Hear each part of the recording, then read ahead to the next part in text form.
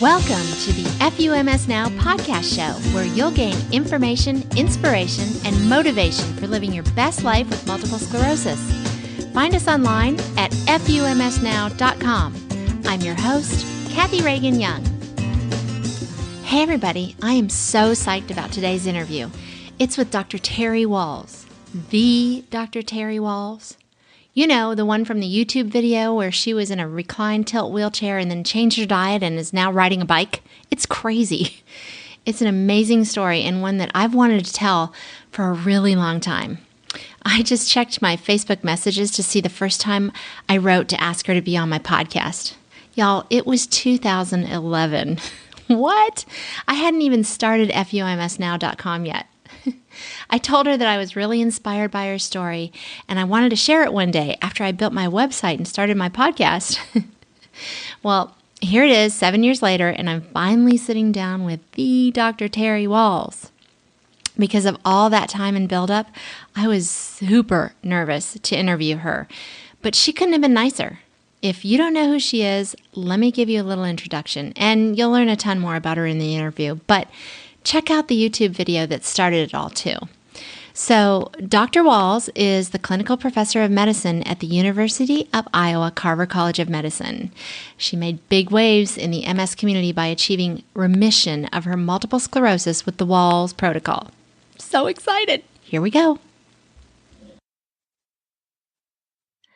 Dr. Wahls, thank you so much for being here with us today and welcome to the show. Thank you so much for having me. So let's dive into it. Would you please just share from the beginning your MS story and sort of, what were your symptoms? What was your diagnosis initially? Sure. So I'm a conventional academic internal medicine doc. So here at the University of Iowa. And at that time that I was diagnosed, which is 2000, I definitely believed in the newest drugs, the latest technology, and I was going to treat my disease very, very aggressively. Mm-hmm. Now, if we go back to when I first began having symptoms, that would have been more than 20 years earlier. Wow. When I was in medical school, which is in 1980. I'd had episodes of pain involving my face. Mm-hmm. No clear explanation. It was apparent that if I was under more stress or sleep deprived, I was more likely to have these twinges of pain. Mm-hmm. Then after I'd finished my residency and I was in practice, I had an episode of dim vision in my left eye.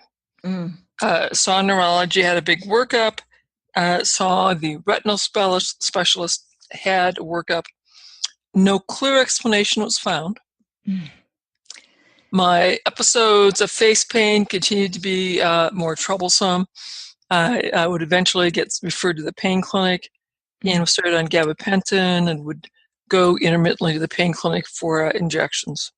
And then in 2000, so about 20 years after my first set of symptoms, I developed some intermittent weakness of my left leg and was seen again by neurology, did a big workup, and that's when they found abnormal lesions in my spinal cord, abnormal spinal fluid, and said, what happened with that dim vision was probably optic neuritis, and this is all probably relapsing remitting MS.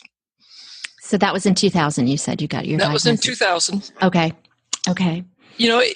And I'm a very, academic-oriented person, so I thought, okay, I'll go find the best MS center in the Midwest, people who are doing the latest research, and that was the Cleveland Clinic. So I saw one of their best people and started on disease-modifying drugs.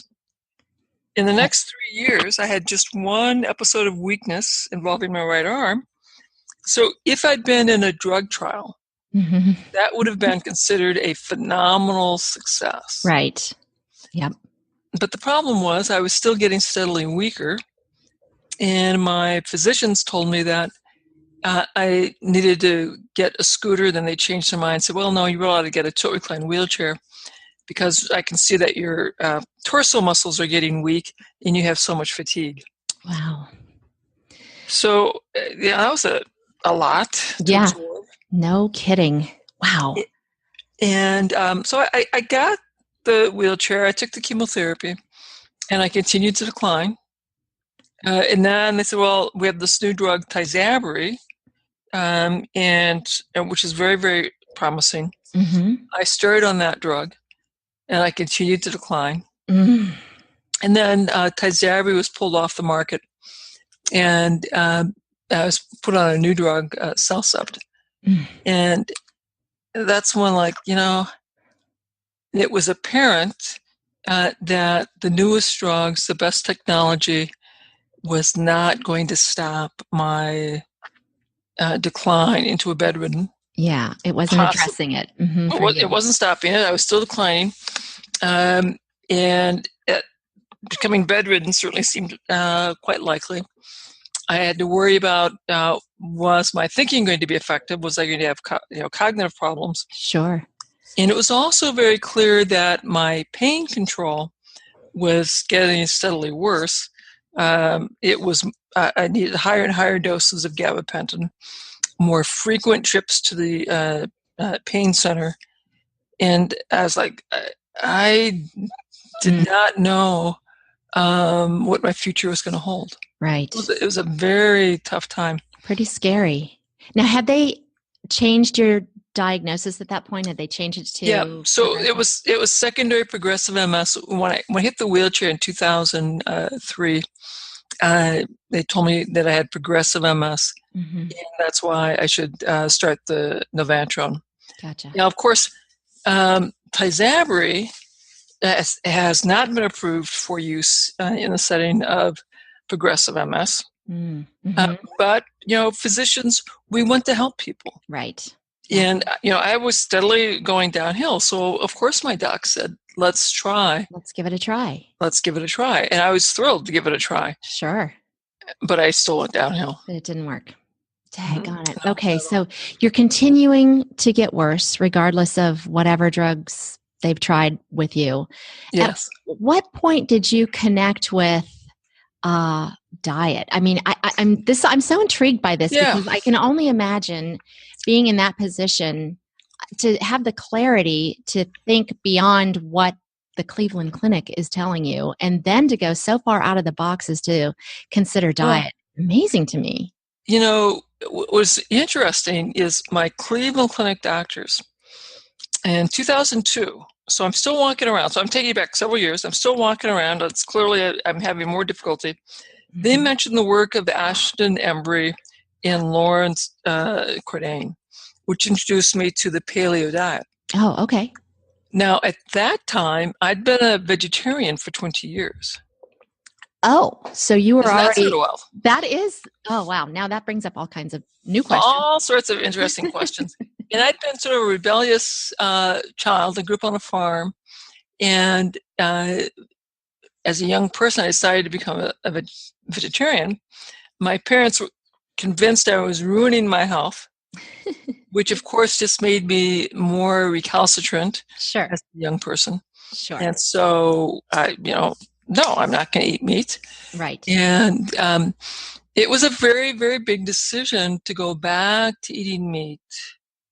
And I had to sort of ease back into it because it was not easy for me to do. Mm-hmm. A lot of prayer, a lot of meditation, a lot of soups and broths, and finally got so I could tolerate the meat. And that was a several-month procedure. Mm-hmm. So I'd taken out all grain, all legumes, all dairy, which had been a huge part of my diet. Mm-hmm. So this was a very, very big change. So, so you were already a vegetarian. You had tried all these drugs. They weren't working. How did you make that connection that, well, maybe I'll take out legumes and, and dairy and we'll try that? It was my Cleveland Clinic neurologist who said, look at these two scientists. I read Cordain's work, read all the scientific papers he'd put together on his website, and decided, okay, there's a scientific rationale, and I made the change. Mm-hmm. And part of it was like, I'm doing something. Right. Patient activation. Okay, I'm doing Exactly. something. You've got some semblance of control. There's something you can do. Something I could do, and nobody knew how long it would take. Like, okay, Right. my brain's been getting wrecked for a long time, clearly at least 20 years. So it could take years to have an impact, but I'm doing something. Right. Well, and did it take years, or were the effects pretty quick? No. And I love the paleo diet. Yeah. But I did not recover from the paleo diet. Okay. And I have to make that very clear. And then I get converted to secondary progressive. I take mitoxantrone. I take Tysabri. My pain is getting to be a bigger problem. And I still have young kids. So I'm like, I have to do everything that I can so I can continue to work for as long as I will be able to work, which I was like, I'm not sure how much longer that will be. So I add in searches on using PubMed.gov. And so I'm looking for the animal models, animal studies related to MS. At first I'm looking for drug development studies. And that's what I'm doing in 2004. And finally at the end of 2004, I go like, well, hell, that's stupid. I can't get to these drugs. They're still in development. It'll be years before they're going to be available in human trials. So, and then I was like, well, maybe I should look for off-label use of drugs. Like, well, that was hard to search for. And then so I was looking at clinicaltrials.gov for off-use labels of drugs, and that really wasn't that fruitful. But then I had an aha moment, like, well, maybe I should look for vitamins and supplements, and like there was still nothing. And then I thought, okay, there are other diseases with shrinking brains, because that's a big part of progressive MS. Is your brain is dying off at a faster rate than age-matched controls.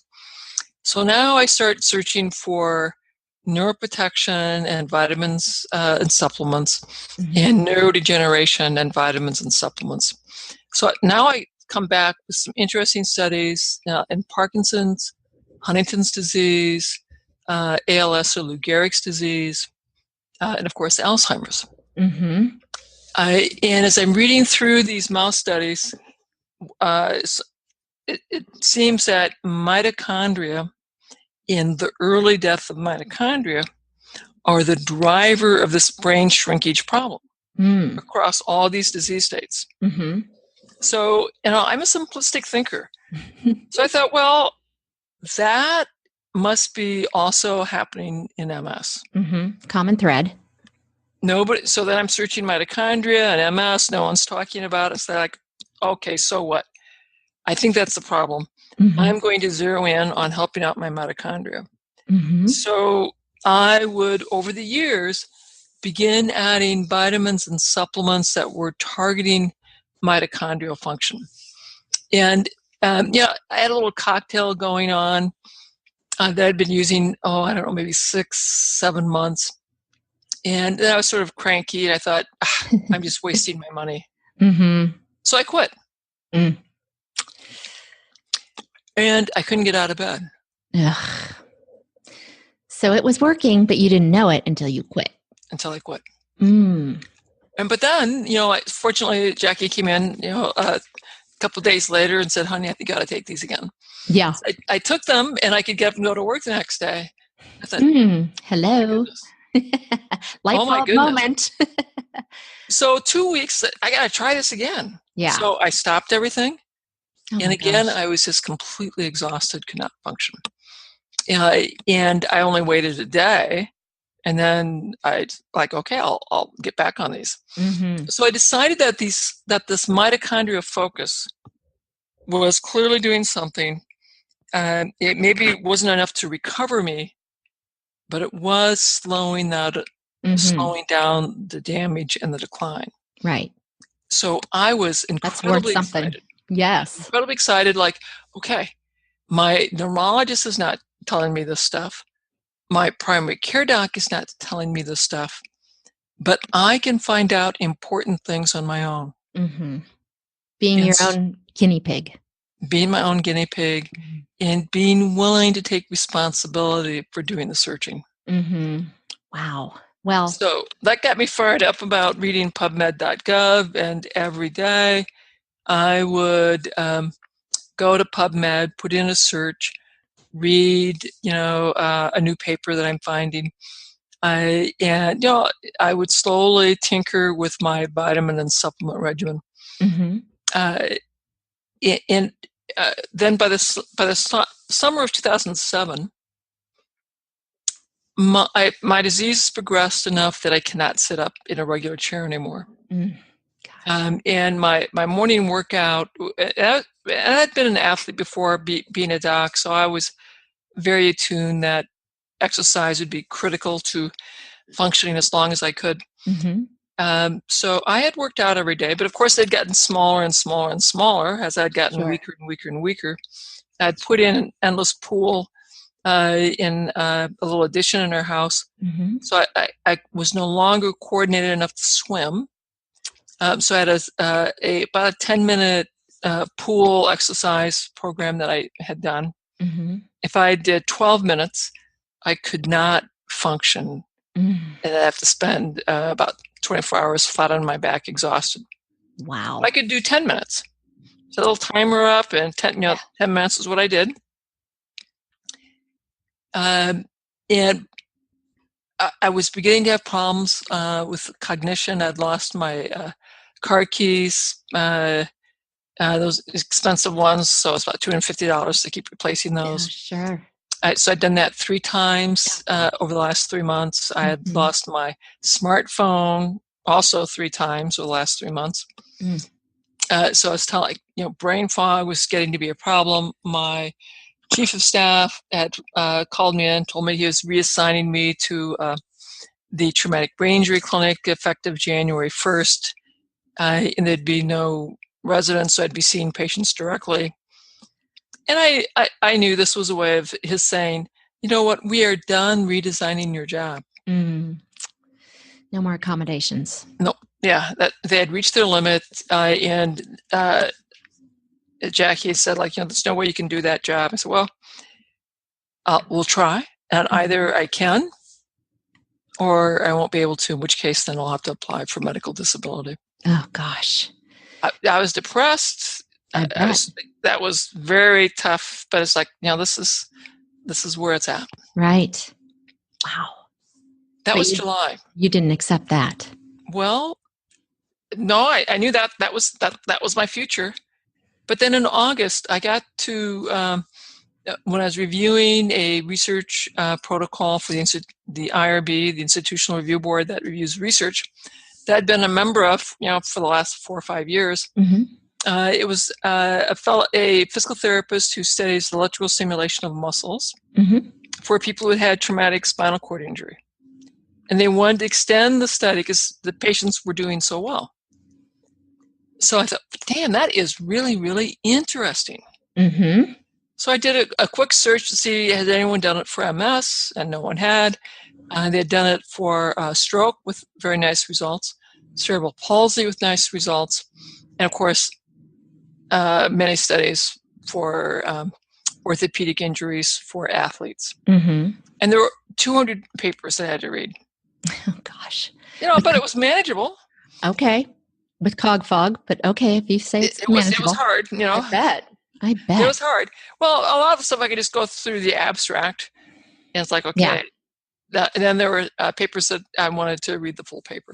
So I got my physical therapist, and I talked about it, and he gave me a test session. It hurt like hell. But, I felt great afterwards.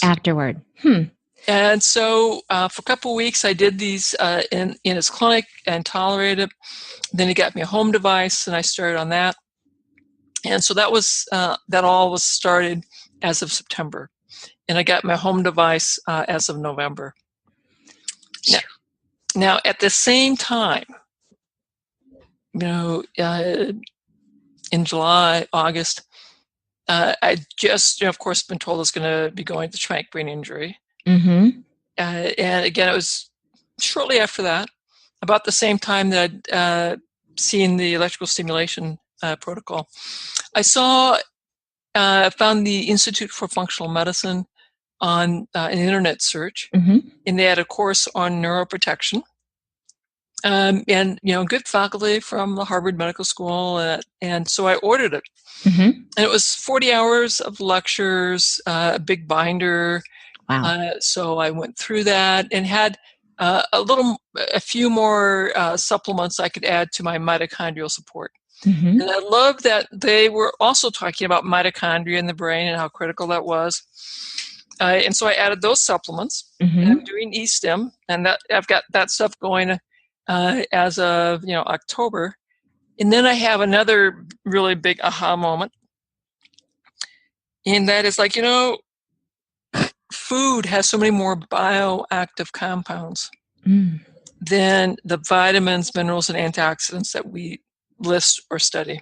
Mm-hmm. So what if I take my list of supplements that I'm taking and get the foods that are good sources for those particular nutrients, Mm-hmm. and it'd probably get a lot of other nutrients that are really important for my brain as well. Get more good stuff. That food might be even better than the supplements. Right. So, I went to talk to my registered dietitian friends. I said, can't help you. Talked to my primary care neurologist. Nope, they couldn't help me. Gosh. Went to the library. I didn't find the right person, so I wasn't getting any help. But fortunately, I found the Linus Pauling Institute on Micronutrients, and now had a list of here are the foods that I need to be eating to get the nutrients that I was most keen on. Excellent. And so I decided, okay, I'm going to stay paleo, because I think that made sense. But now I structured my paleo in a very specific way around my brain and my mitochondria. Yes, you did. And the results were? Stunning. It was just stunning. Yeah. So to set the stage for your listeners, in 2007, I have this photo from 2007. I'm in my tilt-recline wheelchair. Looks sort of gray and ashen. I can't sit up. I can walk short distances using 2 walking sticks. By short, I mean like 10 yards. I can drive 10 minutes to work, but that's getting difficult. I'm having brain fog. And I am I am very high dose on gabapentin because of my MS neuropathic pain, with frequent visits to the pain clinic. That's RAM October 2007. In November and December, I'm figuring out these foods I should be emphasizing. So December 26th, my wife and I go to our local co-op, and we're shopping. Actually, she went. I just gave her the list. And so I started eating this very intentional way. In the middle of January, I go to the traumatic brain injury clinic. And so for the first week, I just watch what's going on. So that doesn't really count. So it's the third week of January. So it's a month of eating this new way. And now I'm seeing patients directly. I'm getting up, standing up, examining them, sitting back down. And, it's okay. Yeah. Seeing a difference. I'm coming home. Yeah. After a week of doing that, they're like, Jackie, I just did my first week of the traumatic brain injury clinic, and it seems to be okay. So I could actually do this job. Right. At the end of 3 months, I mean, here's a day I remember so clearly. So 3 months of my structured paleo diet. I'm still having some targeted vitamins and supplements. I have a letter to mail. And so the internal post office, it's probably about 200 yards away. And I decide to walk there. So I'm walking down the hall with my letter in my hand. I have one of my walking sticks with me. Mm-hmm. And my colleagues are like, "Oh my God, Dr. Wahls, you're walking." Wow. That must have been quite the vision to see you walking Like, down the hall. oh my God, because Right. it was 2003 when people said, like, "Oh my God, Dr. Wahls, you're in a wheelchair. What happened?" Mm-hmm. So that was Wow. Proof really positive. quite remarkable. So that's at 3 months. I'm walking with a cane at Gosh. the hospital, and after that day, I just started walking, and I didn't really use my wheelchair or scooter. Um, Wow. and then in March, so it's about 6 months into this, I'm not using the walking stick anymore, and I'm walking around the VA hospital. I have a meeting with my internal medicine chief over at the university, because I always have dual appointments between the VA and the university. Mm-hmm. And so I thought, you don't want to be late to the internal medicine chief. He's a very big deal. So I thought, okay, I'll leave early, and I was going to take my scooter over. But mind you, I hadn't been in for quite a while because I've been walking around. Right. The damn thing dies going up the hill. Oh, no. Oh, gosh. I'm like, oh my God, what am I going to do? Yeah. So I disengage the flywheel and I push it up the hill. Oh, my gosh. And I get by the old entrance, and one of the staff members offers to call the patient mobile for me. And it's okay, how long would I have to wait? Well, about 20 minutes. I thought, oh my God, no, I can't be late. But you're really late. So I said, well, I'll just leave my scooter here. And so then I continued to walk to the internal medicine office. Of course, by then, I really am late. And the secretary shoos me in and chews me out. And I apologized to my chief of medicine. Oh, gosh. And explained that my scooter died on the way over.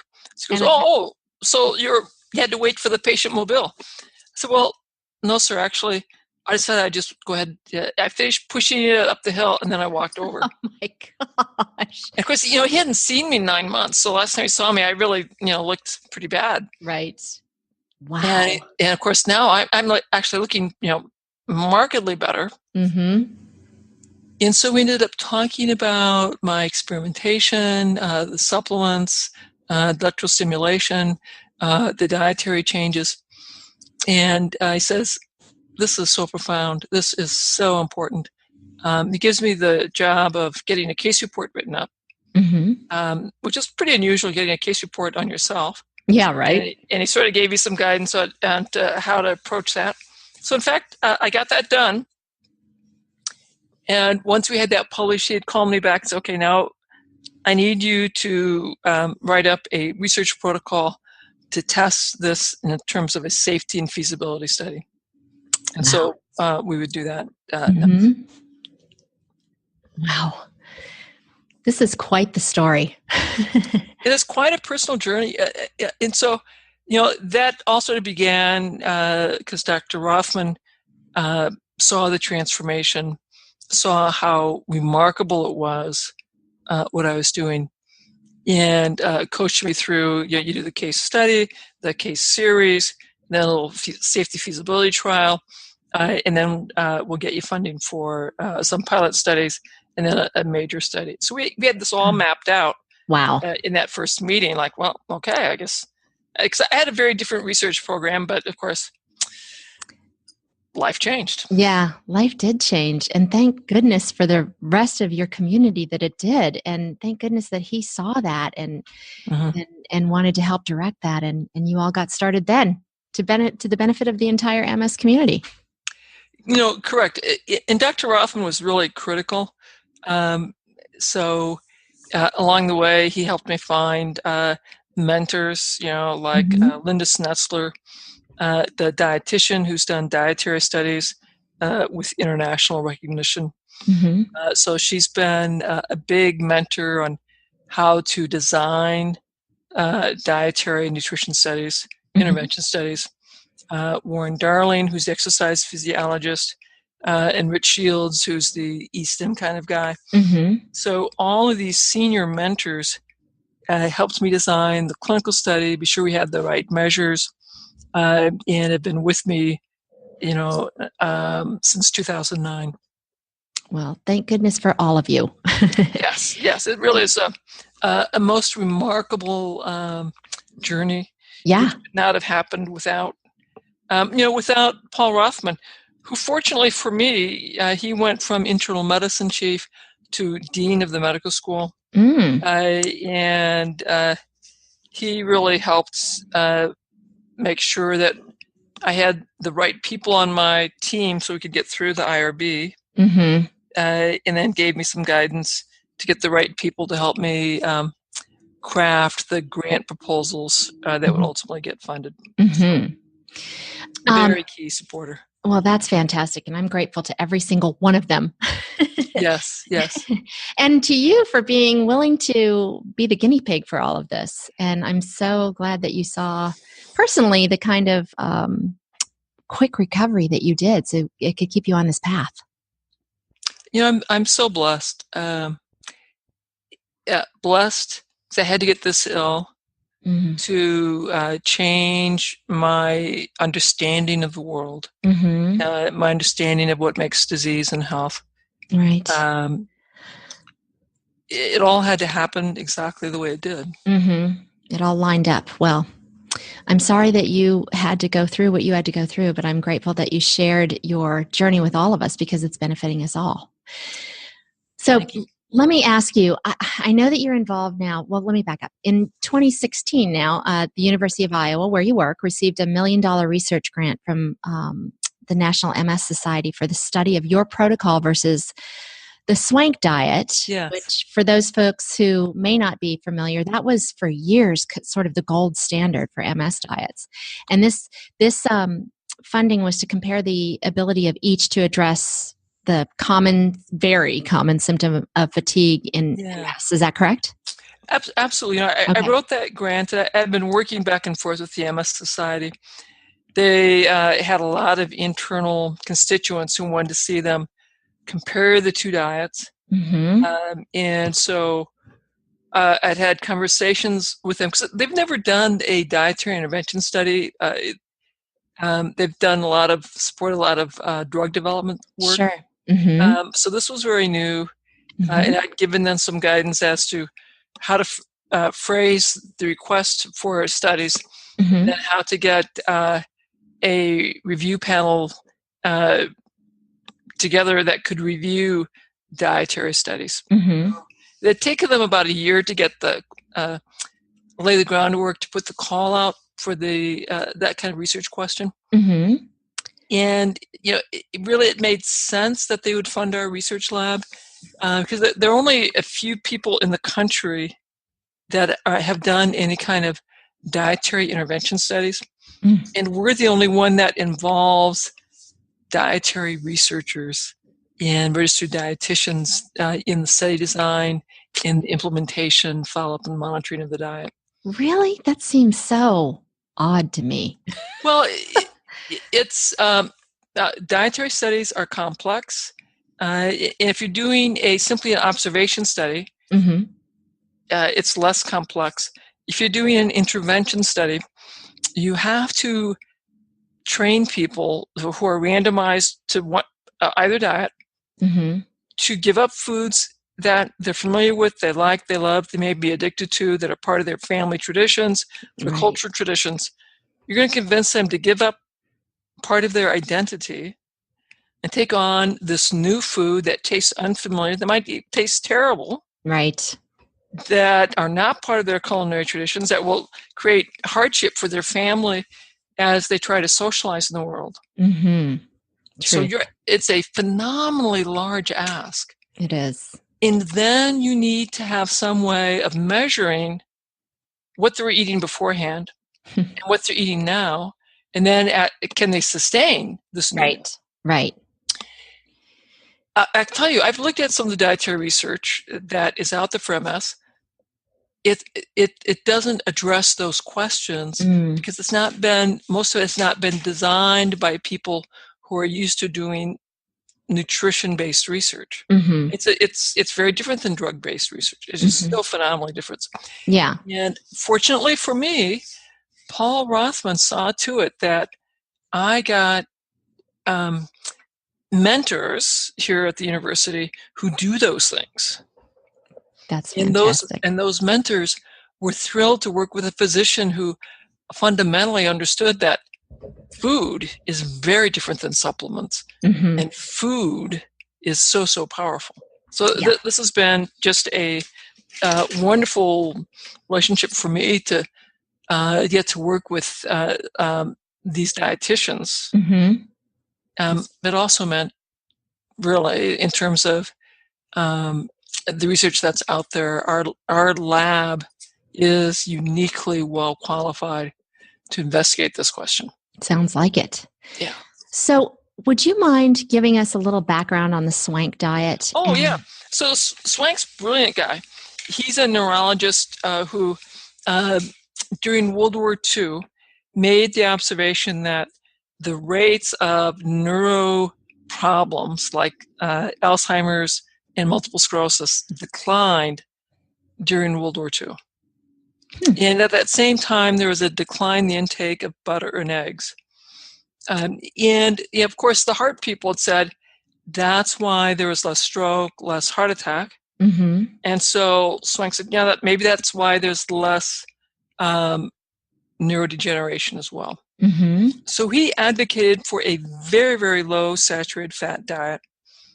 So no chicken skin, no red meat, white meat only, fish. Gave them some cod liver oil as well, which gave people omega-3 fats and some vitamin A and vitamin D. And what he had 144 patients that he observed over 50 years or until they died. Wow. He periodically put these papers out reporting on this case series. And what you could tell us, some people could do it and some people couldn't do it. The people whose diet was less than 15 grams of fat were more likely to still be walking. If you had more than 20 grams of fat, you're much more likely to get mobility problems and die of complications from your MS. Interesting. His papers never explained how they measured what the people's diets were. So that's one flaw in the study that's a little difficult to get around. Another flaw in the study is case series, while they're really, really powerful, are not as powerful as a randomized controlled trial. And it's really, really hard to get people to do dietary interventions for 50 years. And one of them gets the intervention, the other one just eat whatever. Because if you're committed to doing a dietary intervention, by God, you want to be doing something. So it's hard to keep people in the control group. Sure. That makes sense. So how does your diet or protocol differ from the Swank diet? So Swank really focused on fats. He was focused just on the fats. He didn't really focus this on the micronutrient content of what brains needed. Mine is really focused on what's the micronutrient content of what brains need. So there's a very specific set of foods I want you to eat. So it's more entire eating plan based. There is more fat, more saturated fat in my diet. So we count for Swank, are you less than the 15 grams of saturated fat? For me, we count, are you avoiding the excluded food groups, which are grain and dairy, eggs, and are you eating all these vegetable groups that we're asking you to eat? Swank is, did we keep you on the low end of the saturated fat, and did you eat more grain groups, which help you stay low saturated fat? Okay. And certainly am very upfront with our study participants that Swank does have some compelling research Mm-hmm. about the benefit of his diet in this 50-year case series study. So it's not that we expect neither group to improve. Sure. Both will improve. I think my group will improve more, but that's really, it's not so clear. Mm-hmm. That's also why we have an observation period. Mm-hmm. So we can see people eat their usual diet during the observation period, measure what's happening to them during that period, train them on their diet to which they end up being assigned once they're randomized, and then measure them again in 12 weeks so that everyone is their own control. Mm-hmm. And, it'll be, and then we'll compare the two diets. And it may be that both diets are very effective, and so people can choose which one, or we may find that one diet is somewhat more effective or perhaps dramatically more effective. Mm-hmm. Time will tell. More effective specifically in reducing fatigue, because fatigue is our primary measure. Mm-hmm. We are measuring a whole bunch of things in terms of quality of life, vision. We're going to be measuring poop and see what happens to your microbiome. And then we have a whole slew of blood biomarkers as well. Okay. Well, certainly I think everybody listening is leaned in closer when we said fatigue, because I don't know of any MSers that have missed out on that gift of MS. And we all need help with our fatigue. That can be so debilitating. And as we've studied this and we're writing about it, it's very interesting. There's no consistent blood biomarker for who's going to be fatigued and who is not. I think it has to do with what's going on in the brain. And likely there are multiple pathways that cause the fatigue. And it's also why I think a dietary approach will probably be much more effective than a supplement-based approach. There's been no success at getting a drug approved for fatigue. It does not have that large of an effect. Right. In our clinical trials that we've done, my first trial and our two follow-up pilot studies, we've had a very nice impact on fatigue, and we can see that quite quickly within a 12-week time frame, which is why we were able to propose this shorter study. Right. How many people are participating in this particular research you're doing now? Well, the plan is to get 100 people enrolled. We want to get at least 70 through to the 12-week intervention. And we know that there'll be some who drop out for a variety of reasons. Sure. So have the first wave of volunteers completed the study yet? Well, we have, I believe we've consented 52 people so far. Okay. And I know my team is preparing what we call a Data Safety Monitoring Board report. As a matter of fact, it will go to them today. Oh. And so the MS societies will have a report that tells them how many people have completed the study to date. And I'm not going to say, because I don't want to misquote my report, but okay, sure. We've had a number of folks obviously complete the study, and that's going well. Okay, great. So our enrollment's going well. We certainly, if we have the opportunity to have people contact us, the MS diet study at healthcare.uiowa.edu would be how you'd reach out. And we'll be recruiting all the way through 2018 into early 2019. But by this time in 2019, I expect that we will have met our target of getting 100 people in. Excellent. Now, I did read that the results and the conclusion from that study probably won't be available until probably 2020 or so. But are you current? Have you seen any trends or anything that has surprised you that you can share with us? Well, what I can tell you is we are, my students, some of our students working in the study will have research posters that we'll work on and will get presented in April. And they'll probably be small enough numbers that what really is going to happen in that first presentation is saying, here's what we're doing, it's all going well, and the N is too small yet to make definitive statements. Gotcha. Now, when my students do their posters for next spring, we'll have another interim analysis, and we'll probably be able to have some interesting observations at that time. Share more then. Okay. Yeah. Well, we'll keep an eye out for that then. Yeah, it'll be exciting. And likewise, as my students will be having some interesting presentations, I would anticipate for the 2019 neurology conferences and the international MS conferences, we will likely be submitting our interim analysis reports there and presenting our data at those. Excellent. So that'll be spring of 2019.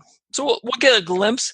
It won't be all of our data, and so it may or may not be statistically significant by then. Mm-hmm. Although I will say, when we did our very first study of 20,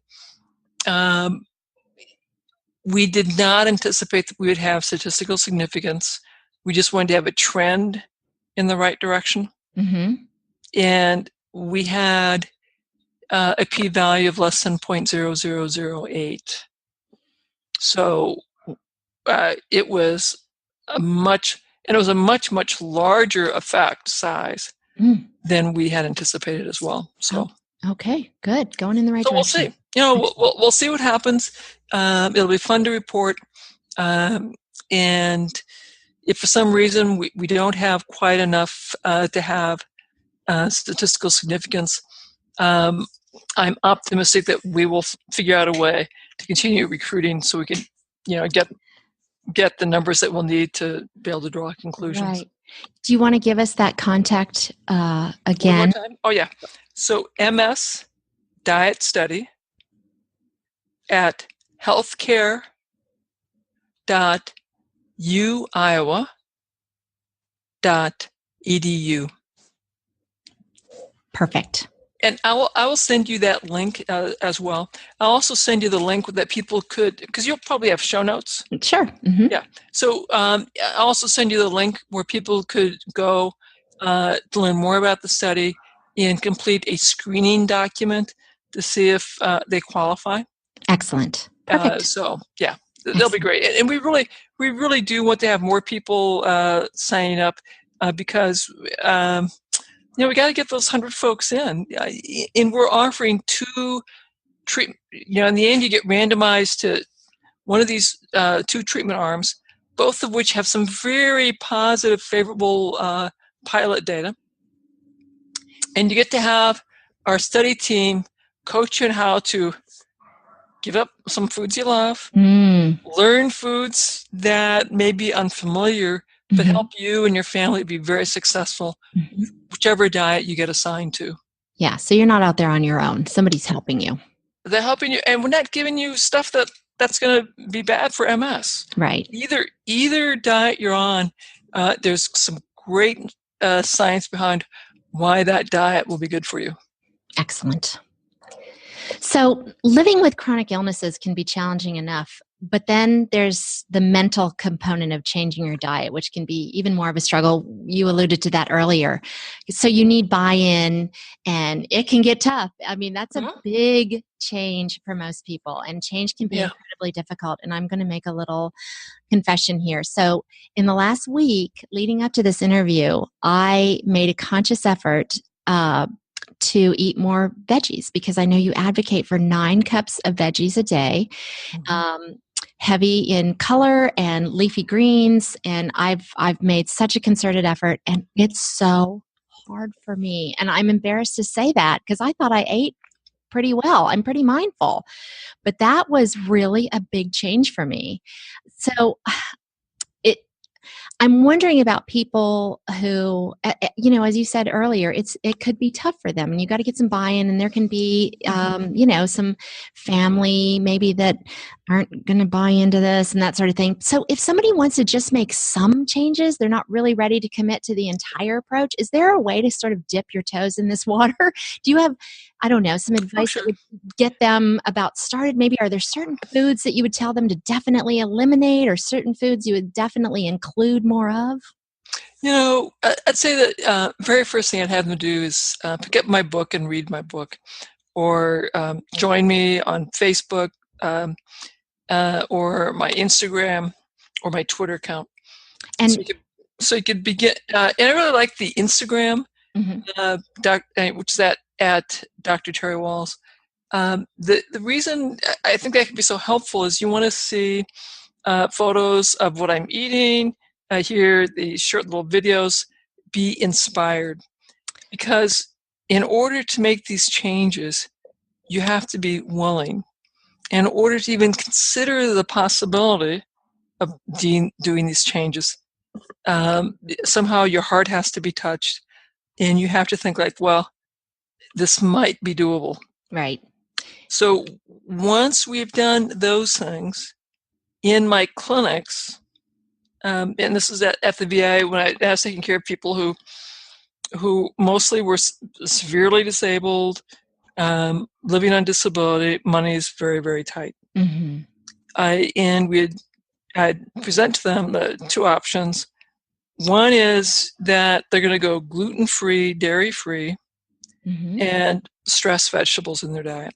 Mm-hmm. And if they're willing to do that, they could come through a group class and get monthly support with us.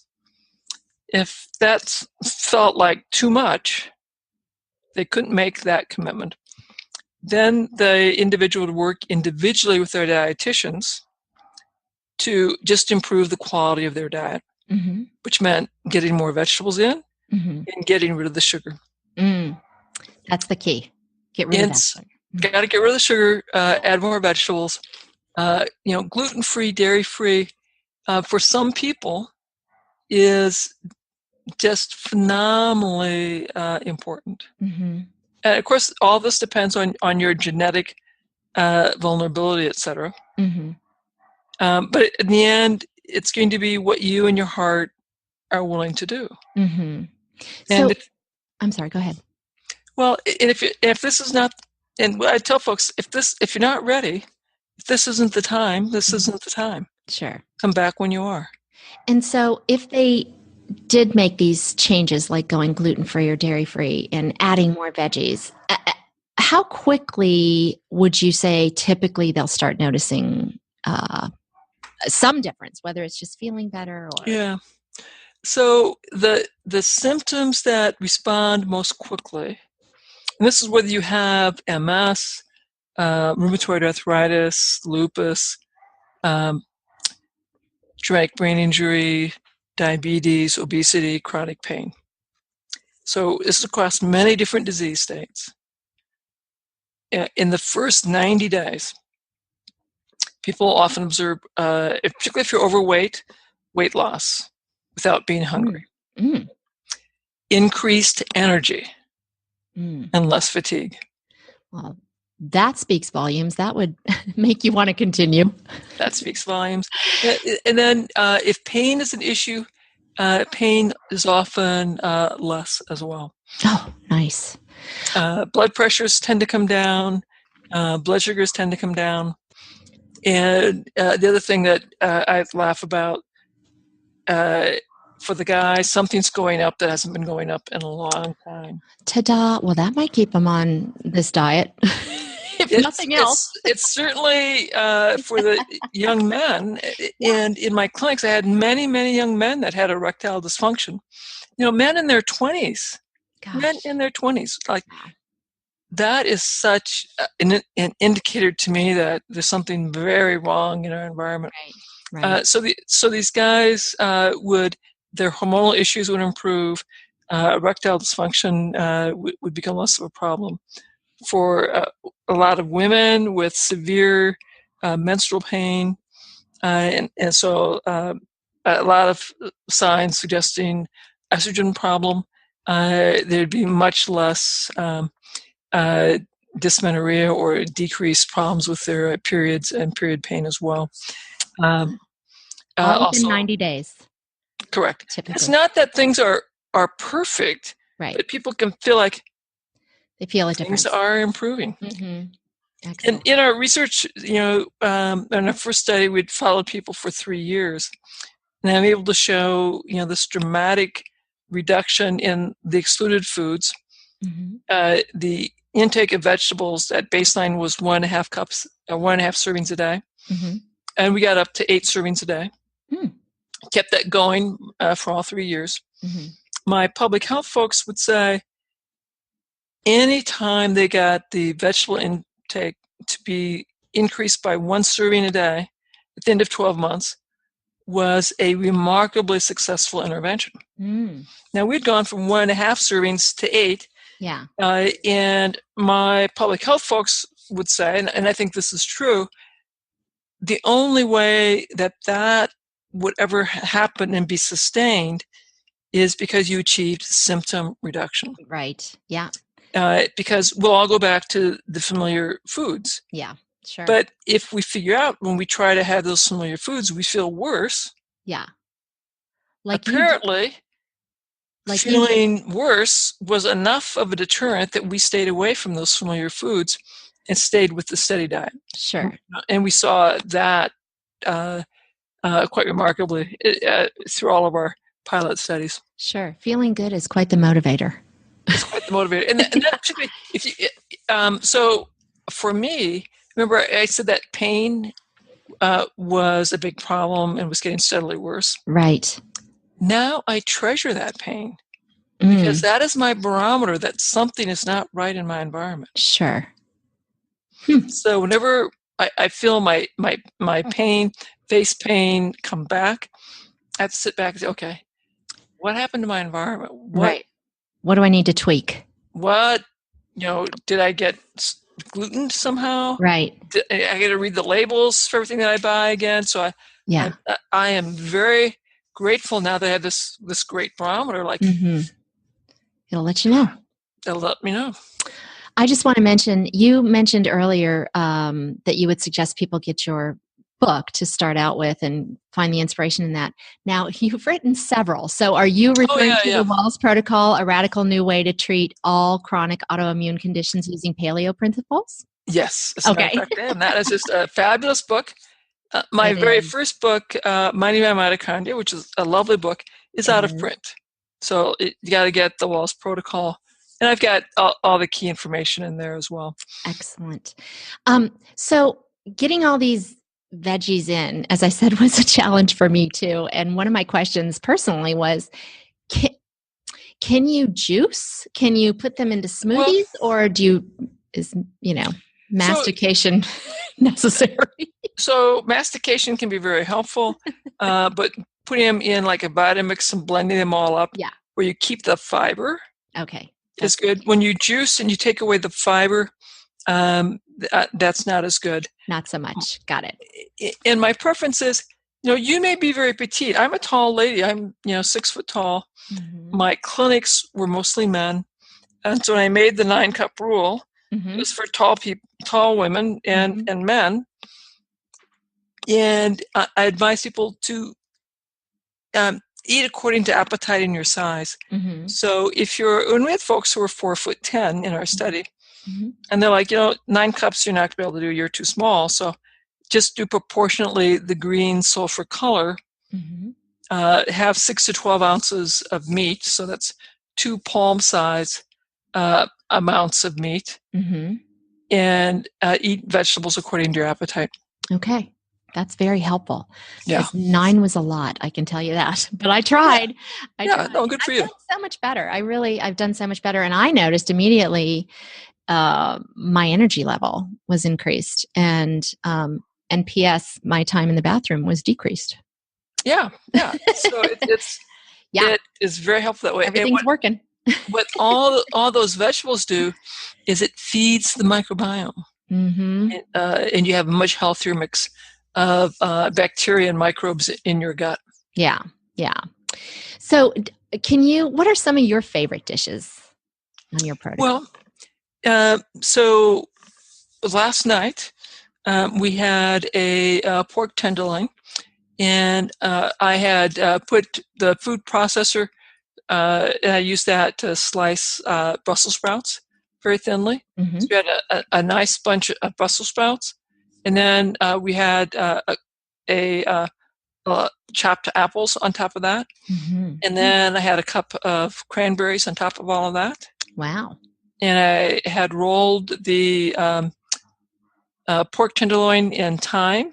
Nice. And I put the pork tenderloin on top of the vegetables and apples and cranberries, and put it, a lid on it. Put it all in the oven for 30 minutes. I took the lid off for the last 15.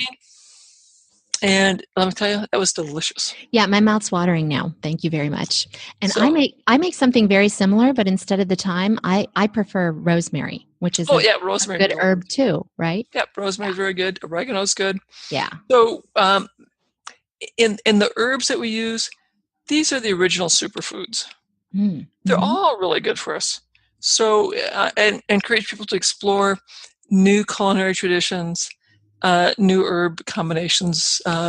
Certainly lots of fun and good for us. Yeah.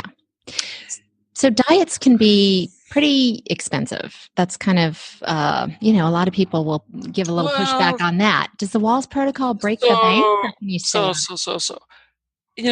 people will say functional medicine is too expensive, diets are too expensive.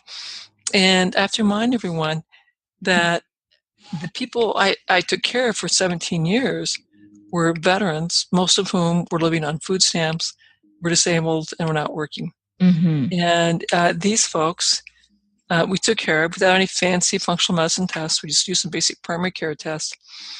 We did have to teach them how to cook, because a lot of folks have either forgotten or never learned how to cook. Right. And we used a lot of skillet meals.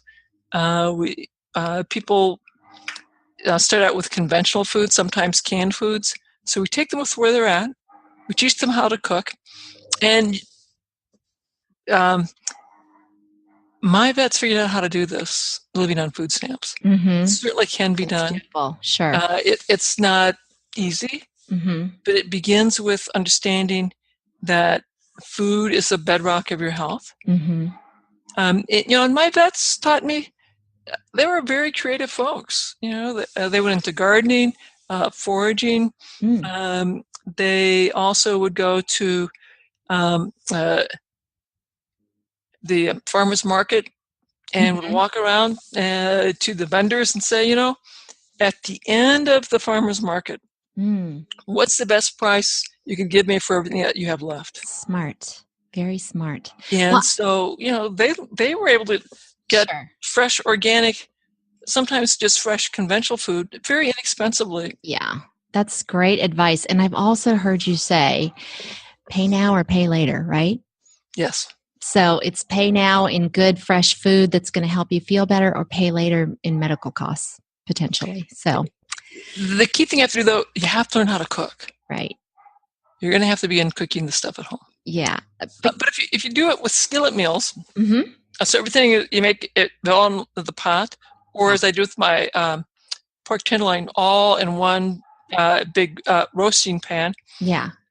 So it can be easy. Yeah. And quick cleanup and everything. Yes. Yeah. I love cooking. So I would just encourage everybody to, and then you know what the heck is going in. I mean, you're not guessing, what's going in there and going into your body. So I think that's smart. But to be clear, the diet portion of your protocol is just one component of your complete program, right? It's just one component. So that's why I want people to get the Wahls Protocol, because that will talk about my thinking on supplements. It will talk about the many options you have for stress-reducing activities. It'll help give you some guidance to get started on some movement activities. Yeah, that's a way of thinking about toxin exposure, what you can do to reduce your toxins, and help your body process and eliminate them more effectively. Now, one of the things that you suggest as part of your protocol is meditation. What type of, I know that helps with reducing stress and anxiety and depression. How long every day do you practice? What type of meditation do you? So in our clinical trials, we had people do a mantra-based meditation, and we taught them how to self-massage their hands and their face and their ears. And we just said, just tell us how many minutes a day you do this. Mm-hmm. So people did it, I'd say, between 5 and 15 minutes in a total day. Mm. I know Transcendental really likes people to do it 20 minutes twice a day, and yes, that is helpful. But if I become dogmatic as to how many minutes, that becomes burdensome to people. Sure. So I'd much rather say a stress-reducing activity that you enjoy. Do it a couple times a day. Yeah. And we talk about journaling, meditating, mindful eating, taking an Epsom salts bath, just being in the garden, prayer.